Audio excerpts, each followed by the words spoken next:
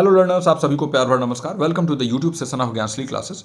तो आज का ये सेशन आपका वन शॉट सेशन होने वाला है और आज के इस वन शॉट में हम कवर करने वाले हैं आपके unit 9 people development and environment का, आपके पेपर 1 का, है ना। आपके अपकमिंग जो एग्जामिनेशन है, री एग्जाम है, उसके लिए बहुत ही इंपॉर्टेंट है। और इस एक लेक्चर में हम कोशिश करेंगे कि पूरे पीपल डेवलपमेंट एंड एनवायरनमेंट को खत्म करें। एक और चीज़ देखिए, सिर्फ पीपीटी देखने से नहीं होगा, क्योंकि मैं आपको अच्छे से इसमें समझाने वाला हूँ। पीपीटी में बहुत कम लिखा हुआ है, तो एक बात ध्यान रखिएगा। दूसरी चीज़ कि लाइक जरूर कर दीजिए वीडियो को, क्योंकि देखिए अगर आप लाइक करते हैं ना तो यूट्यूब इस काम को और लोगों तक पहुंचाता है, ये कम्युनिटी और बड़ी बनेगी और हमें भी मोटिवेशन मिलेगा। ये लास्ट मिनट रिवीजन सेशन है, बहुत इंपॉर्टेंट है। कम समय में आपके पूरे यूनिट का रिवीजन होने वाला है और ऐसे कई वीडियोस जो है हम लाने वाले हैं, तो जरूर बने रहिए हमारे चैनल के साथ। स्टार्ट करते हैं आज के इस वीडियो को।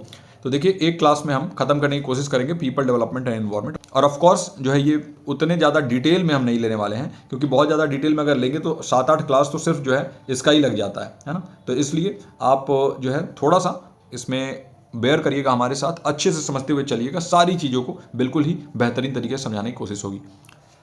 सबसे पहले समझिए, देखिए पीपल डेवलपमेंट एंड एनवायरनमेंट, नाम में ही बहुत कुछ पता चल रहा है। पीपल मतलब जो भी लोग हैं इस अर्थ पे रहने वाले, मैं हूँ, आप हैं, और भी सारे सोसाइटी में रहने वाले लोग हैं, पूरे कंट्रीज हैं, अलग अलग देश हैं, है ना, पूरे वर्ल्ड के लोग हैं, तो वो पीपल हो गए। डेवलपमेंट, देखिए डेवलपमेंट वो कर रहे हैं। डेवलपमेंट सस्टेनेबली भी हो सकता है और डेवलपमेंट नॉन सस्टेनेबल भी हो सकता है। डेवलपमेंट कई बार ऐसा होता है जिससे इन्वायरमेंट इफेक्ट होता है ना, तो उस टाइप का भी डेवलपमेंट होता है। तो इसी के ऊपर हम देखने वाले हैं कि कैसे लोगों के डेवलपमेंट करने से इन्वायरमेंट के ऊपर इफेक्ट आने वाला है, क्या क्या इफेक्ट आते हैं, कौन कौन से ऐसे मेजर्स लिए जा रहे हैं, कौन कौन से ऐसे कदम उठाए जा रहे हैं जिससे इस इफेक्ट को, जो नेगेटिव इफेक्ट है, उसको कम किया जाए, और कौन कौन से ऐसे एग्रीमेंट्स हुए, कौन कौन से ऐसे एफर्ट्स डाले गए ताकि हमारा अर्थ एक बेटर प्लेस बने रहने के लिए। सबसे पहले समझेंगे हम डेवलपमेंट एंड सस्टेनेबिलिटी को, यानी विकास एवं स्थिरता को। तो देखिए, डेवलपमेंट क्या होता है? जब भी हम अपने पुराने स्टेट ऑफ बीइंग से एक नए स्टेट ऑफ बीइंग में जाते हैं जो कि कॉम्परेटिवली ज़्यादा एडवांस होता है, उसी को हम कहते हैं डेवलपमेंट। आपको भी मालूम है, अगर आप विकास कर रहे हैं तो आप अपने पुराने स्थिति से जो नई स्थिति में आ रहे हैं, उसमें आप अपनी पुरानी अवस्था से ज़्यादा बेहतर अवस्था में होते हो, उसको हम विकास कहते हैं। लेकिन कई बार वो विकास जो पुराने अवस्था से नए अवस्था में आते हो और ज़्यादा बेहतर होता है, वो उसके लिए आपको बहुत कुछ सेक्रीफाइस करना पड़ता है। कई बार उसके लिए जंगल के जंगल साफ हो जाते हैं, कई बार जो है आपको जो है पॉल्यूशन बहुत सारा देखने को मिलता है, air pollution, water pollution, soil pollution, industries लगती हैं तो उनके द्वारा पॉल्यूशन फैलाया जाता है। तो ये सारा जो है ना आपके डेवलपमेंट के नेगेटिव एस्पेक्ट्स हैं। ओके, अब इसके बीच में ही तो बैलेंस क्रिएट करना है, इसके बीच में ही तो हमें जो है एक ऐसे पॉइंट पे जाना है जहां से आपका डेवलपमेंट भी ना रुके, आपका डेवलपमेंट भी चलता रहे, और साथ ही साथ जो ये इकोनॉमिक ग्रोथ है ये भी आपका बूस्ट होता रहे, और इन्वायरमेंट जो है ना वो भी इफेक्ट ना हो। कहीं ना कहीं आपकी जो पर्यावरण है उसको भी आप संरक्षित कर सको और अपने डेवलपमेंट को भी हिंडर नहीं आने दो। क्योंकि देखिए, इस वर्ल्ड में अगर आपको कोप करना है, अगर दुनिया में अगर आप अपने देश को आगे बढ़ाना चाहते हो तो डेवलपमेंट के बिना तो आप रह नहीं सकते हो। स्टैंडर्ड ऑफ लिविंग अगर बढ़ाना चाहते हो, लोगों को गरीबी से हटाना चाहते हो, तो उसके लिए डेवलपमेंट तो जरूरी है ही है। लेकिन सबसे इंपॉर्टेंट है हमारा इन्वायरमेंट। अगर हमारा पर्यावरण ही अच्छा नहीं रहा तो आप डेवलपमेंट करके ही क्या कर लोगे, जब आपको शुद्ध हवा नहीं मिलेगा जिससे आप जो है सांस लेते हो, शुद्ध पानी नहीं मिलेगा जो कि आप पीते हो, तो शुद्ध खाना नहीं मिलेगा जिसे आप खाते हो। ये बेसिक्स नेसेसिटीज़ हैं और उसमें भी आपको प्रॉब्लम आने लगेगी। डेवलपिंग कंट्रीज़ में ये प्रॉब्लम आती ही आती है, और इंडिया एक डेवलपिंग कंट्री है, आपको भी पता है। तो देखिए, ये बैलेंस बनाना इकोनॉमिक ग्रोथ के बीच में और इन्वायरमेंटल स्टेवर्डशिप के बीच में, इसे ही हम कहते हैं डेवलपमेंट एंड एनवायरमेंट के बीच में समन्वय क्रिएट करना। अब millennium development goals and sustainable development goals, दो चीज़ें हैं जो कि यहाँ पर लिखी हुई हैं और इसको अच्छे से समझाएंगे। यहाँ पर पूरा लिखा नहीं हुआ है, मैं आपको बताता हूँ। देखिए, मिलेनियम और सस्टेनेबल डेवलपमेंट गोल जो है ना, ये टारगेट ग्लोबल चैलेंजेस को कर रहे थे, जैसे पॉवर्टी, एजुकेशन और क्लाइमेट एक्शन जैसी चीज़ों को, गरीबी को, शिक्षा और जलवायु के ऊपर जो है इनका पूरा का पूरा फोकस था। ठीक है, सस्टेनेबल डेवलपमेंट गोल ने जो है प्रायोरिटाइज किया क्या, इंक्लूसिव और सस्टेनेबल डेवलपमेंट 2030 तक। तो समावेशी और सतत विकास को प्राथमिकता दिया गया। एमडीजी में उतना इंक्लूसिवनेस नहीं था। अब बताता हूं मैं आपको अच्छे से एमडीजी के बारे में। देखिए, एमडीजी यानी millennium development goal, set of 8 international development goals. Okay, 8 जो है वो अंतरराष्ट्रीय गोल थे जिन्हें स्टेब्लिश किया गया था मिलेनियम समिट जो यूएन में हुआ था, और ये हुआ था कब, सन 2000 में। अब इसके बाद देखिए, इसका टारगेट रखा गया, जो ये टारगेट था ये रखा गया 2015 तक का। 2015 में इसको पूरा करना था। ये गोल्स जो है ना, इनको डिजाइन किया गया था ताकि ये दुनिया के जो सबसे प्रेसिंग चैलेंजेस थे उस टाइम पे, जैसे पॉवर्टी था, हंगर, डिजीज, इनइक्वालिटी, है ना, भेदभाव जो होता था, इन सारी चीज़ों को पाटा जा सके, इन सारी चीज़ों को ख़त्म किया जा सके। तो 8 कौन कौन से मिलेनियम डेवलपमेंट गोल्स थे मैं आपको बता देता हूँ बस।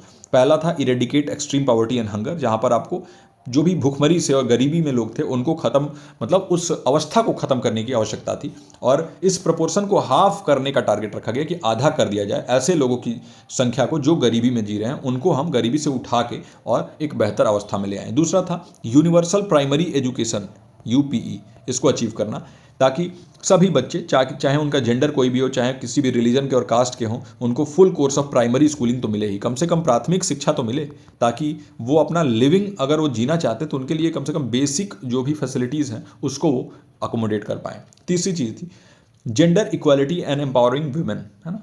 तो प्रमोटिंग जेंडर इक्वालिटी में क्या आ गया कि जो भी आपके जो है ना जेंडर में भेदभाव होता था, पहले बहुत ज़्यादा देखने को मिलता था, अभी भी कुछ जगहों पे होता है जहाँ पे लड़कियों से भेदभाव किया जाता था, उनको कम अपॉर्चुनिटीज़ दिए जाते थे, तो वुमेन को एम्पावर करने के बारे में बात किया गया, जेंडर इक्वालिटी के बारे में बात किया गया, और जेंडर डिस्पैरिटी जो है ना उसको खत्म करने के बारे में बात किया गया कि किसी भी तरीके का भेदभाव जेंडर के बेसिस पे ना हो प्राइमरी और सेकेंडरी एजुकेशन में। और 2005 का लक्ष्य रखा गया इसका, 2000 में इसको बताया गया 2005 का लक्ष्य, लेकिन मैक्सिमम टू मैक्सिमम 2015 तक इसको कंप्लीट करना ही था।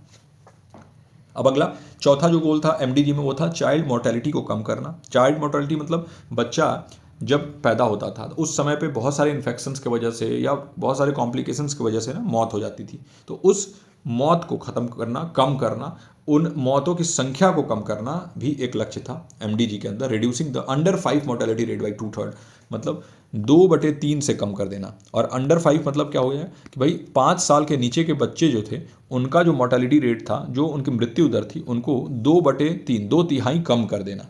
अगला था मैटरनल हेल्थ को बेहतर करना, यानी कि जब भी माएँ जो थी, नया शिशु को जन्म दिया उन्होंने, उस समय पे भी कई बार ऐसी चीज़ें देखने को मिलती थी जिसमें mortality ratio, maternal mortality ratio बहुत ज़्यादा देखने को मिलता था।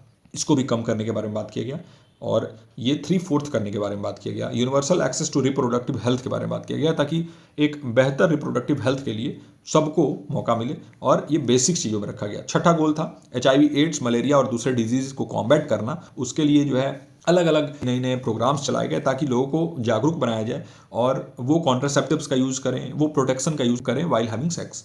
अगला था एनवायरमेंटल सस्टेनेबिलिटी को इंश्योर करना। इसके लिए अलग अलग प्रिंसिपल्स जो है वो सस्टेनेबल डेवलपमेंट के कंट्री के पॉलिसी में और प्रोग्राम में इंटीग्रेट किए गए।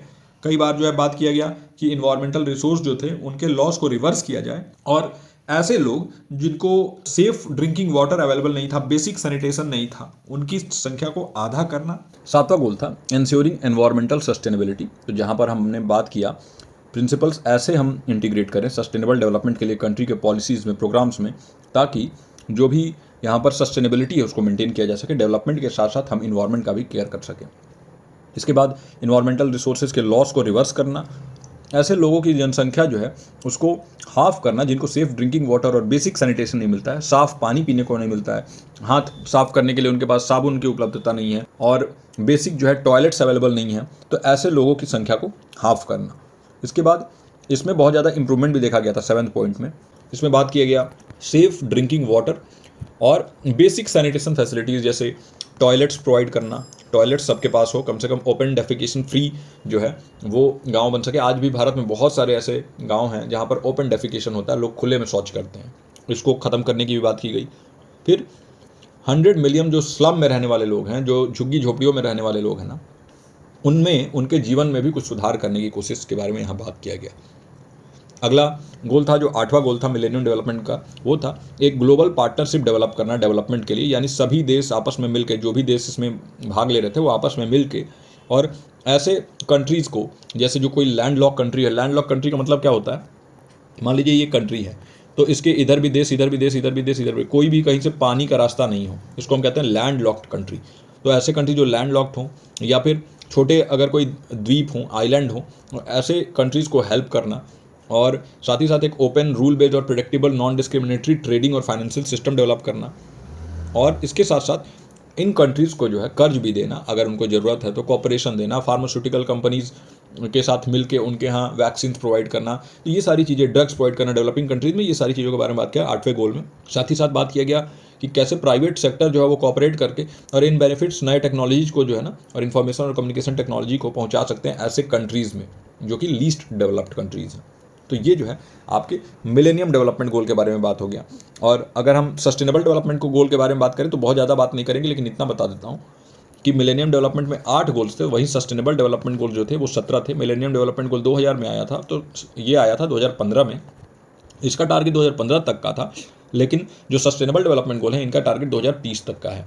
और 17 गोल्स के बारे में बहुत अगर अच्छे से मैं आपको बताऊं तो देखिए, पहला गोल था नो पॉवर्टी, दूसरा जीरो हंगर, तीसरा गुड हेल्थ एंड वेलबींग, चौथा क्वालिटी एजुकेशन, पांचवा जेंडर इक्वालिटी, छठा क्लीन वाटर एंड सैनिटेशन, सातवां था अफोर्डेबल एंड क्लीन एनर्जी, यानी कि सबको अफोर्डेबल, रिलायबल, सस्टेनेबल और मॉडर्न एनर्जी मिले। साथ ही साथ decent work and economic growth, ये एक नया ऐड किया गया जहाँ पर sustained inclusive sustainable economic growth और ऐसा एम्प्लॉयमेंट मिले, ऐसी नौकरी मिले जो डिसेंट हो, बहुत ख़राब काम ना हो, जैसे गटर साफ करने जैसे काम जो है इसको हटाने की बात यहाँ पे की गई।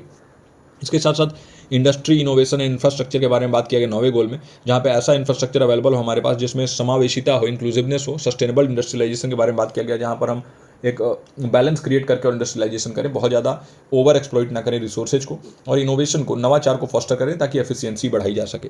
फिर इनइक्वालिटी को घटाने के बारे में बात किया गया, जो इनइक्वालिटी थी with in and among the countries, यानी कि देश के अंदर भी और देश के बाहर देशों के बीच में भी, इनको कम करने के बारे में बात किया। फिर सस्टेनेबल सिटीज़ डेवलप करने के बारे में बात किया, ऐसे सिटी डेवलप करें जो कि अपने आप में जो है सस्टेनेबल हो, किसी और से ना उसको ऊर्जा लेने की जरूरत हो, ना कुछ हो, सोलर एनर्जी की उपलब्धता हो वहाँ पर साफ पानी जो है उपलब्ध हो, रेन वाटर हार्वेस्टिंग के सिस्टम हो। इसके अलावा रिस्पॉन्सिबल कंजप्शन प्रोडक्शन के बारे में बात किया गया कि जो कंट्रीज़ हैं वो कंज्यूम भी रिस्पॉन्सिबली करें और प्रोडक्शन भी जो है उनका रिस्पॉन्सिबली हो, बहुत ज़्यादा ओवर प्रोड्यूस भी ना करें।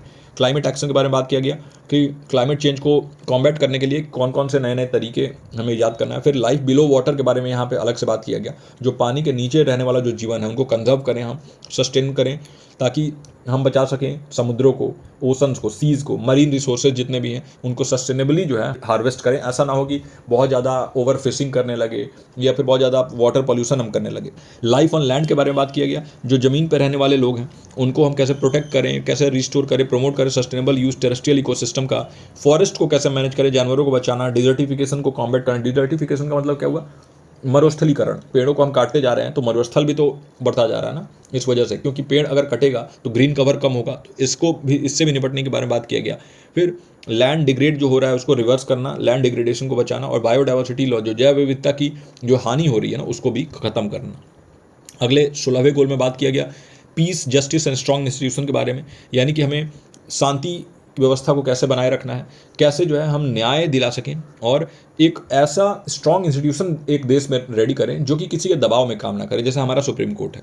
तो पीसफुल और इंक्लूसिव सोसाइटीज़ बनाना सस्टेनेबल डेवलपमेंट के लिए, ताकि सबको जस्टिस मिले और एक इफेक्टिव, अकाउंटेबल, इंक्लूसिव इंस्टीट्यूशन बने हर लेवल पे। फिर लास्ट में वही जैसे मिलेनियम डेवलपमेंट गोल में था वैसे यहाँ भी पार्टनरशिप फॉर द गोल। तो यहाँ पर क्या हुआ कि जो भी मीन्स ऑफ इम्प्लीमेंटेशन है उसको हम स्ट्रेंथन करें और रिविटलाइज करें, जो ग्लोबल पार्टनरशिप है सस्टेनेबल डेवलपमेंट के लिए उसको। तो ये थे सस्टेनेबल डेवलपमेंट गोल्स के 17 गोल। अब ये गोल्स जो है ना ये बहुत ज़्यादा एम्बिशियस और कॉम्प्रिहेंसिव है, MDG से, यानी मिलेनियम डेवलपमेंट गोल्स, और इनका एम जो है वो रूट कॉज ऑफ पॉवर्टी को एड्रेस करना है और साथ ही साथ जो भेदभाव, जो इनइक्वालिटी है उसको भी खत्म करना, इन्वायरमेंटल सस्टेनेबिलिटी और सोशल इंक्लूजन के बारे में यहाँ बात किया गया है। और ये जो है ना ये यूनिवर्सल, यानी कि सबके लिए थे, सभी देशों के लिए, और ऐसा ना हो कि सिर्फ एक ही देश पे वो काम करे। तो इसलिए ऐसे यहाँ पर डेवलपमेंट गोल्स लाए गए जो कि सबके लिए जो है वो बराबर से काम करे। तो आई होप कि आपको अब मिलेनियम डेवलपमेंट गोल और सस्टेनेबल डेवलपमेंट गोल में कोई भी यहाँ पर डाउट नहीं रह गया हो। अब आगे देखते हैं ह्यूमन एंड एनवायरनमेंट इंटरेक्शन। तो देखिए, जब भी मानव और पर्यावरण का संपर्क होता है तो उससे कुछ पॉजिटिव भी निकलता है, कुछ निगेटिव भी निकलता है। देखिए, ह्यूमन का इम्पैक्ट क्या रहा कि हमने अर्बनाइजेशन किया, शहरीकरण जिसे हम कहते हैं, और शहरीकरण से क्या हुआ कि बहुत सारा पॉपुलेशन गांव से शहरों की तरफ बढ़ा, और वहाँ पर रिसोर्सेज बहुत चाहिए। शहर में बिजली का खपत बहुत होता है, पानी का खपत बहुत ज़्यादा हो जाएगा, और कंसंट्रेटेड पॉपुलेशन होता है, एक जगह पे बहुत लोग रहते हैं। इस वजह से वहाँ पे ऐसे रिसोर्सेज जो हैं उनकी उपलब्धता बहुत ज़्यादा चाहिए, है ना। एग्रीकल्चर करने के लिए हमने पेड़ों की कटाई भी की, हमने जंगलों को काट दिया, वनों को काटा। इंडस्ट्रीज सेट करने के लिए भी हमने ऐसे ही किया, और हमने इंडस्ट्रीज के थ्रू बहुत ज़्यादा यहाँ पर पॉल्यूशन किया। एग्रीकल्चर में भी आपको सॉइल पॉल्यूशन देखने को मिलता ही है, मिलता। और कई बार जो है जो रेसिड्यू रह जाते हैं, जो क्रॉप रेसिड्यू जो बच जाते हैं, जैसे धान की कटाई हुई, पुआल बच गया, उसको जला के और उससे एयर पोल्यूशन हो जाता है। अर्बनाइजेशन की वजह से भी बहुत सारा पोल्यूशन होता है। एक तो बहुत सारे सिटीज़ में जो है आपके बाइक्स, कार्स, है ना, तो ऐसे जो है पॉल्यूशन बहुत ज़्यादा होता है। तो ये सारी चीज़ें हैं कि ह्यूमन और इन्वायरमेंट अगर इंटरेक्ट हुआ तो इससे ये चीज़ें निकली, ये इसका जो है नेगेटिव एस्पेक्ट रहा। इसके साथ साथ अगर हम एंथ्रोपोजेनिक इम्पैक्ट के बारे में बात करें, जिसका हिंदी मतलब होता है मानव जनित प्रभाव, क्या हुआ? देखिए, ह्यूमन एक्टिविटीज़ की वजह से पॉल्यूशन हुआ, बहुत ज़्यादा प्रदूषण देखने को मिला, वनों की कटाई हुई, बहुत ज़्यादा बायोडाइवर्सिटी लॉस हो गया। जहाँ जानवर रहा करते थे वहाँ हम रहने लगे और जानवरों को रहने के लिए कम जगह बचा। बहुत सारा जो है स्पीसीज़ जो है वो ख़त्म हो चुके हैं, एंडेंजर्ड भी हैं और बिल्कुल ही एक्सटिंक्ट भी हो चुके हैं। और क्लाइमेट चेंज इससे हो रहा है, जलवायु परिवर्तन जिस स्तर से और जिस तेज़ी से हो रहा है, आने वाले मुझे लगता है 20 से 25 साल में बहुत आम बात हो जाएगा कि जो टेम्परेचर है वो 50 डिग्री जो है वो क्रॉस करेगा। वो हमेशा ही लगभग होगा और साल के मैक्सिमम दिन में गर्मी देखने को मिलेगी, खासतौर से इंडिया जैसे कंट्री में। अब आगे बढ़ते हैं। तो इन्वायरमेंटल इशूज़ और क्लाइमेट चेंजेस को देखते हुए तो देखिए, जलवायु परिवर्तन जो है वो रियल है। आप भी देख पा रहे हो कि आज जो है क्लाइमेट बिल्कुल बदल चुका है, कितना ज़्यादा गर्मी देखने को मिलता है। जिस सीजन में बारिश नहीं चाहिए उस सीजन में बारिश आ जाएगा, बारिश के सीजन में बारिश नहीं हो रहा है, कहीं सूखा पड़ जाता है, कहीं बाढ़ आ जा रहा है, लैंडस्लाइड हो जाते हैं। तो ये सारी चीज़ें क्या है? क्लाइमेट चेंज है। ये कैसे होता है? एक तो ग्रीन हाउस गैसेज जैसे कार्बन डाइऑक्साइड हो गया, मीथेन हो गया, ये ग्रीन हाउस गैसेज हैं, इनसे भी होता है। ग्लोबल वार्मिंग होती है इससे। उस वजह से क्या होगा ना कि बहुत ज़्यादा गर्मी बढ़ेगी और गर्मी बढ़ने से ग्लेशियर पिघलेंगे, जिससे समुद्र का स्तर बढ़ेगा और जो भी सिटीज़ जो कोस्टल एरियाज़ हैं उसमें भी बाढ़ देखने को मिलेगा।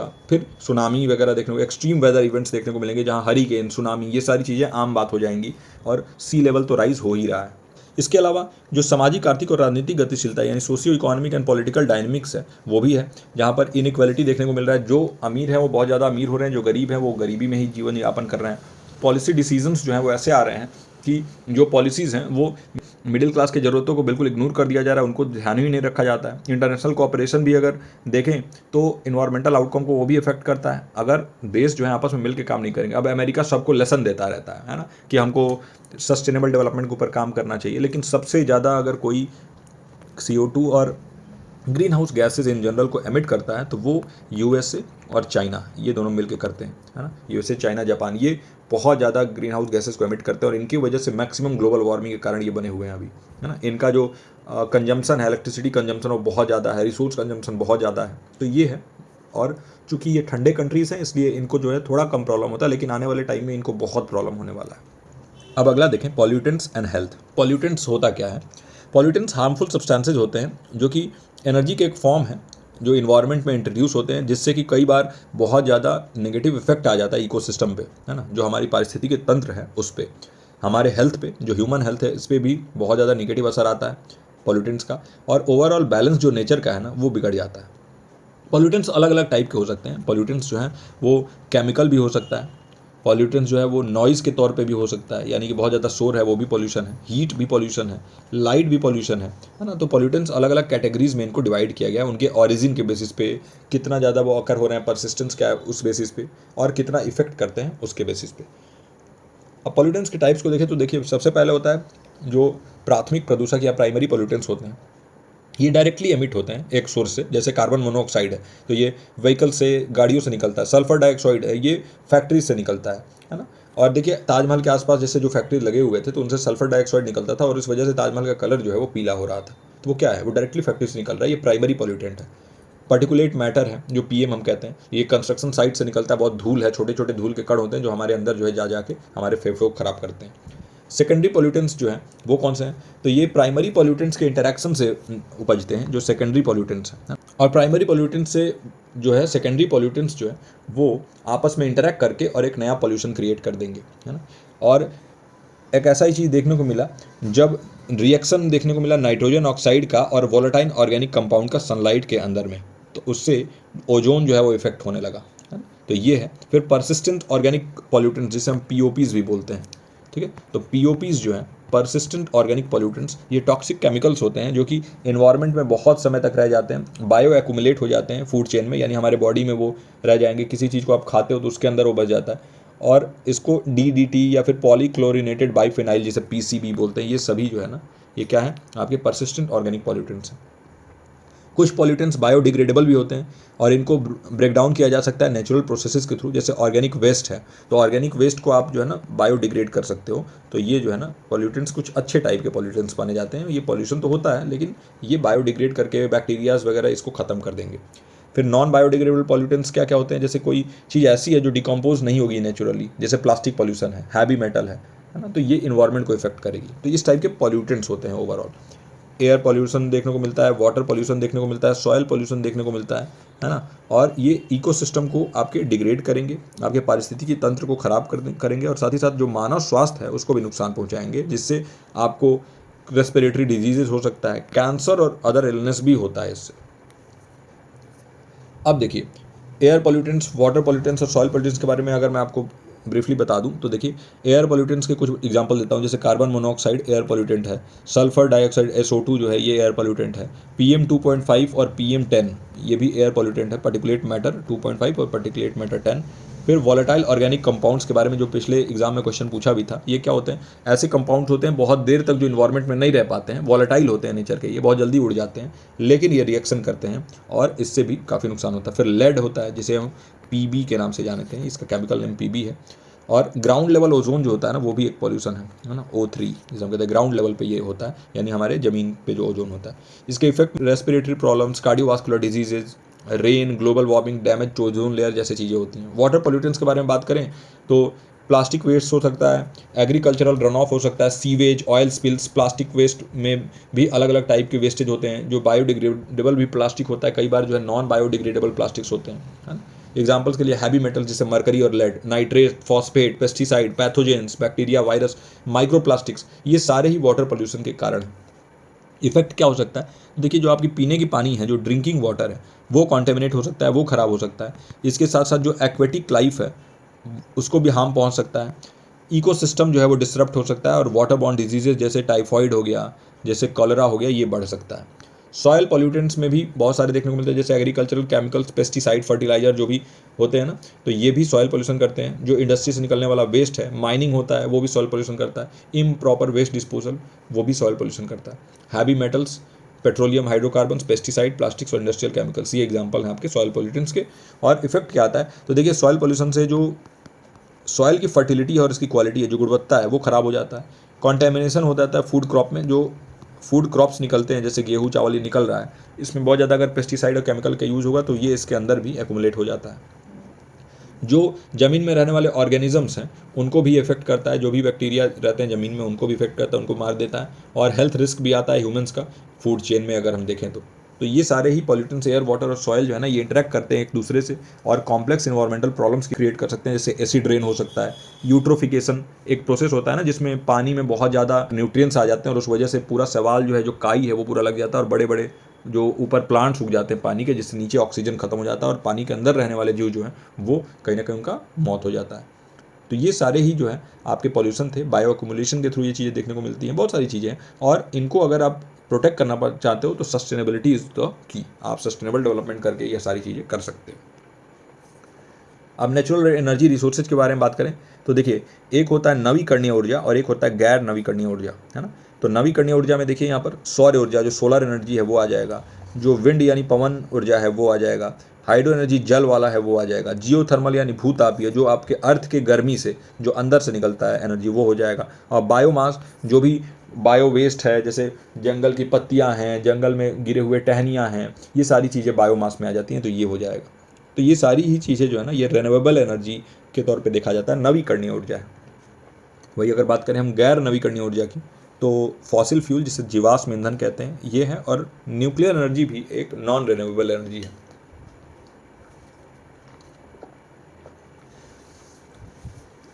अब आप कहोगे कि न्यूक्लियर एनर्जी कैसे नॉन रिन्यूएबल है, तो देखिए न्यूक्लियर एनर्जी को भी हार्वेस्ट करने के लिए आपको यूरेनियम की ज़रूरत होती है और यूरेनियम भी आपको इसके लिए खुदाई करना पड़ता है, तो इसलिए भी ये नॉन रिन्यूएबल है। अगर हम यहाँ पर रिन्यूएबल एनर्जी के बारे में ही बात कर रहे हैं तो वहाँ पर मैं आपको जो है ना ऐसे इंटरनेशनल सोलर अलायंस के बारे में भी एक बार देख लेता हूँ, अगर यहाँ पर नहीं दिया होगा तो मैं आपको बता दूंगा। हाँ तो जी देखिए इंटरनेशनल सोलर अलायंस के बारे में यहीं बात कर लेते हैं। देखिए सोलर एनर्जी के बारे में हमने बात किया, तो इंटरनेशनल सोलर अलायंस क्या है, एक इंटरनेशनल ऑर्गेनाइजेशन है जिसे लॉन्च किया गया था इंडिया और फ्रांस द्वारा मिलकर, भारत और फ्रांस ने मिलकर। फ्रांस के ही एक शहर पेरिस में अभी ओलंपिक्स हो रहा था, याद रखिएगा, तो वही फ्रांस है ये।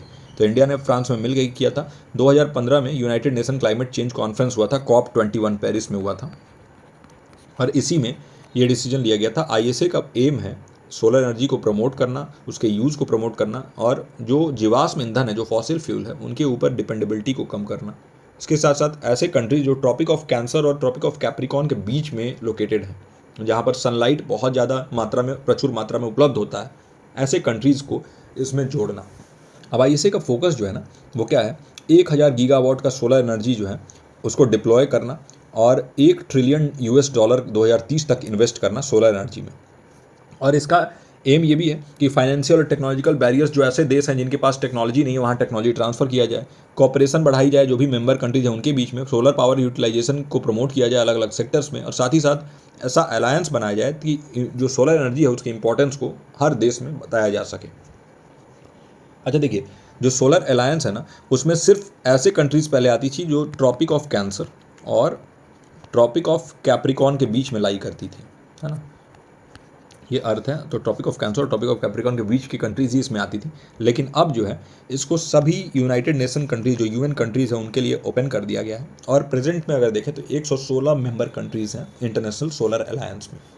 अच्छा, इन 116 में से ज़्यादातर जो है ट्रॉपिक ऑफ कैंसर और कैप्रिकॉन के बीच में ही आते हैं, लेकिन मेंबरशिप चूंकि अब सभी कंट्रीज़ के लिए ओपन कर दिया गया है, और कुछ ऐसी भी कंट्रीज़ हैं जो ट्रॉपिक ऑफ कैंसर और ट्रॉपिक ऑफ कैप्रिकॉन के बीच में नहीं है, फिर भी वो जुड़ रही हैं इंटरनेशनल सोलर अलायंस से। इसके इम्पैक्ट को देखते हुए बहुत ज़्यादा इम्पैक्टफुल है। और जो इसका हेड ऑफिस है वो गुरुग्राम में है, जो हरियाणा का गुरुग्राम शहर वहाँ पर है। तो ये था आपका इंटरनेशनल सोलर अलायंस के बारे में। और देखिए, कंजर्वेशन के बारे में अगर बात करें तो रिसोर्सेज को सस्टेनेबली यूज़ करके और लॉन्ग टर्म अवेलेबिलिटी के लिए भी उनको बचा के रखना ही कंजर्वेशन होता है। और अगर आप रिन्यूएबल एनर्जी पे डिपेंडेंट रहोगे तो कहीं ना कहीं आप कंजर्व करोगे इन फॉसिल फ्यूल और न्यूक्लियर एनर्जी को, जिससे आने वाले जनरेशन्स को भी दिक्कत ना हो कभी ऐसा अगर कोई इमरजेंसी सिचुएशन आ गया तो। अब नेचुरल हजार्ड्स और डिजास्टर के बारे में बात करें तो देखिए, अर्थक्वेक्स आपको मालूम ही है कि क्या होता है, भूकंप आता है, और टेक्टोनिक प्लेट्स के नीचे में आपस में टकराव से भूकंप देखने को मिलता है। भूकंप जो है वो आपको ज़मीन पे भी देखने को मिलता है, और कई बार वो पानी के भीतर भी होता है, और पानी के भीतर अगर आता है अर्थक्वेक तो इससे सुनामी आ जाता है, सुनामी आता है। फिर बाढ़ भी देखने को मिलता है। आज ही के डेट में देख लो, बहुत ज़्यादा इंडिया में जहाँ जहाँ बारिश हो रहा है तो वहाँ बाढ़ देखने को मिल रहा है, फ्लड्स देखने को मिल रहा है।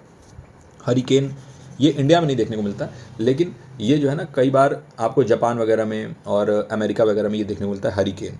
फिर ड्रॉट, सूखा पड़ जाता है। तो बहुत ज़्यादा जब बारिश नहीं होगा तो क्या होगा, सूखा पड़ेगा, और उससे ओवरऑल जो लाइफ है वो इफेक्ट हो जाता है। ये नेचुरल हजार्ड्स एंड डिजास्टर्स हैं, ये सभी क्लाइमेट चेंज की वजह से हो रहा है, जलवायु परिवर्तन की वजह से हो रहा है।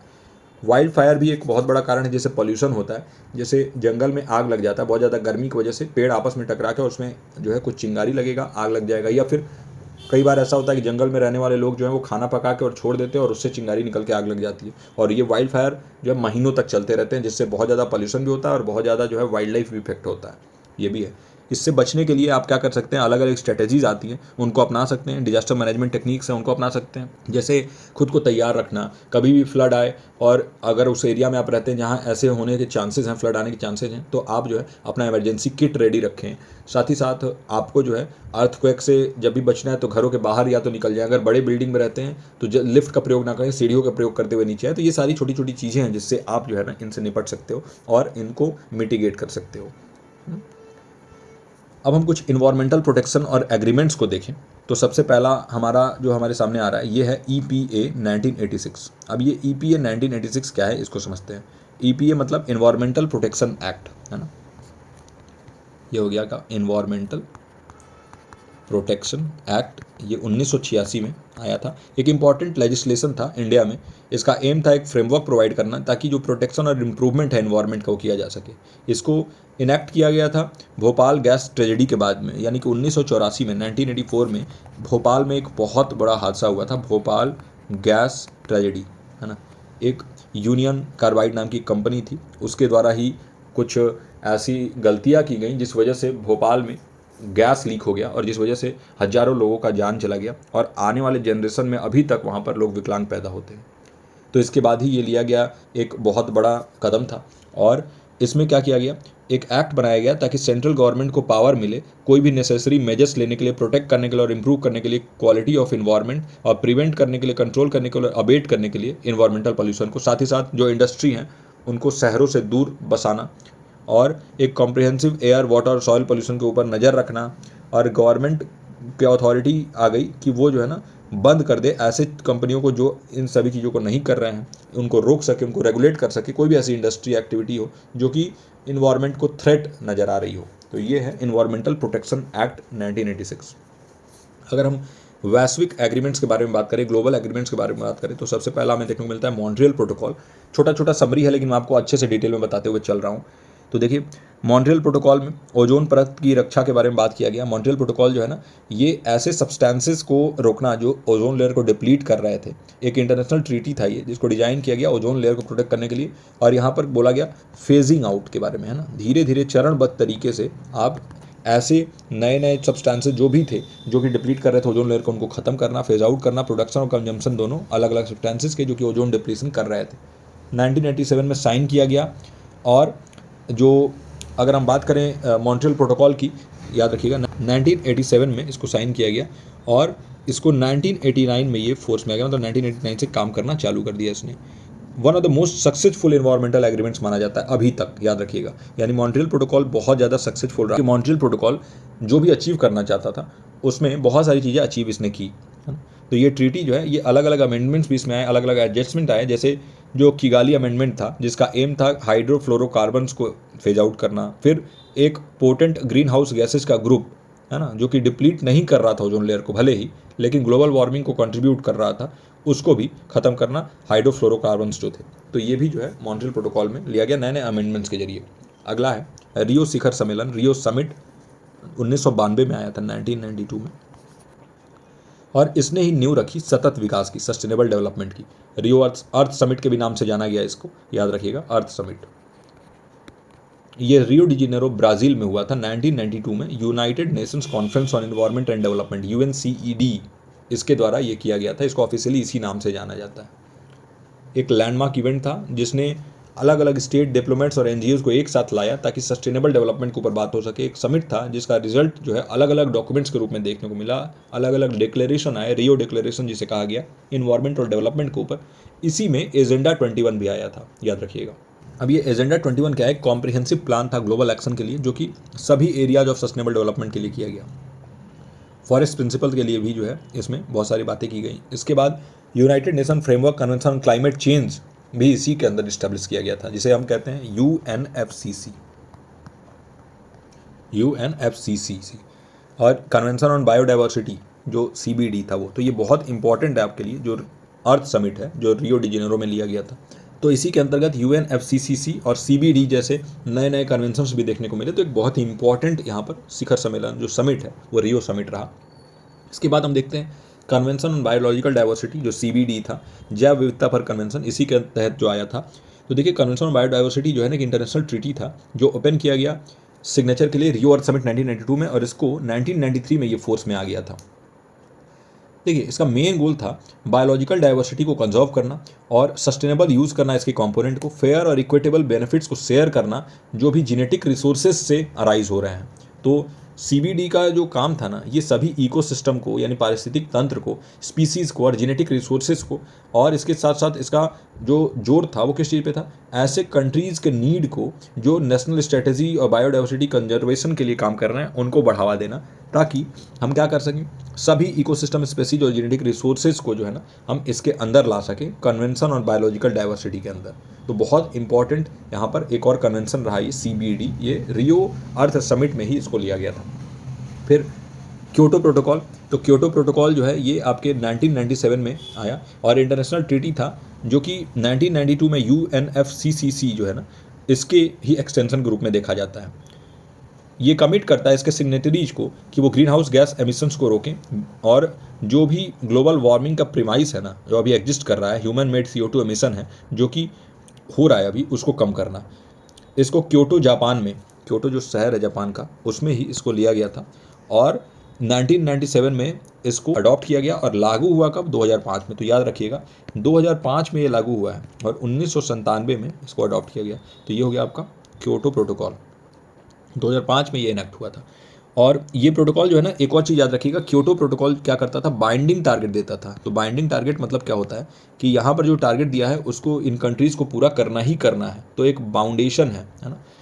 37 इंडस्ट्रियलाइज कंट्रीज और यूरोपियन यूनियन इसके अंदर आ रहा था, और इसके अंदर आने वाले 37 इंडस्ट्रियलाइज कंट्रीज और यूरोपियन यूनियन को ग्रीन हाउस गैस एमिशन को एक 5% के एवरेज के साथ कम करने के लिए बोला गया। 1990 लेवल, जो 2008-2012 के लेवल में बात किया गया, 1990 लेवल से 5% नीचे करने के लिए क्योटो प्रोटोकॉल इवेंचुअली जो है ना वो पेरिस एग्रीमेंट के द्वारा सक्सीड किया गया। यानी क्योटो प्रोटोकॉल के बाद इसी के एक सक्सेसर के रूप में पेरिस एग्रीमेंट को देखा गया, और पेरिस एग्रीमेंट जो है ना ज़्यादा ब्रॉडर पार्टिसिपेशन लेके आया, बहुत ज़्यादा कंट्रीज इसमें पार्टिसिपेट कर रहे थे, और जो बाइंडिंग टारगेट वाली बात थी ना, इससे बहुत सारे कंट्रीज जो है वो बैकअप कर गए। बहुत सारे कंट्रीज ने बोला कि भाई हम बाइंडिंग टारगेट के तहत काम नहीं करेंगे, क्योंकि उन पर पेनल्टी लग जाती थी। तो फिर पेरिस एग्रीमेंट आया। पेरिस एग्रीमेंट एक लैंडमार्क इंटरनेशनल अकॉर्ड था जिसे 2015 में अडॉप्ट किया गया था, UNFCCC के अंदर ही आया था।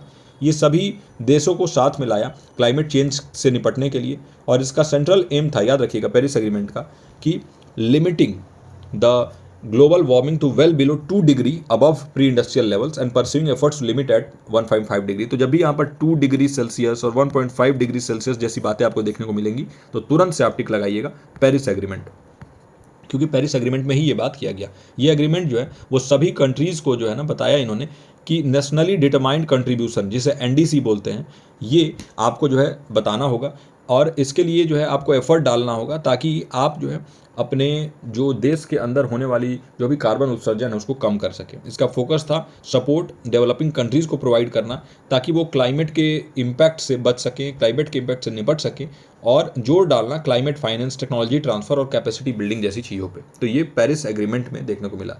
फिर हम इंटरनेशनल सोलर अलायंस के बारे में ऑलरेडी बात कर ही चुके हैं। इंटरनेशनल सोलर अलायंस इंडिया और फ्रांस द्वारा लाया गया था। 2015 के पेरिस क्लाइमेट कॉन्फ्रेंस में इसके बारे में बात हुआ, और 1000 गीगावाट का सोलर एनर्जी का जो है पूरा मोबिलाइजेशन का इन्वेस्टमेंट, जिसमें $1 ट्रिलियन का US डॉलर का इन्वेस्टमेंट 2030 तक करने की बात की गई।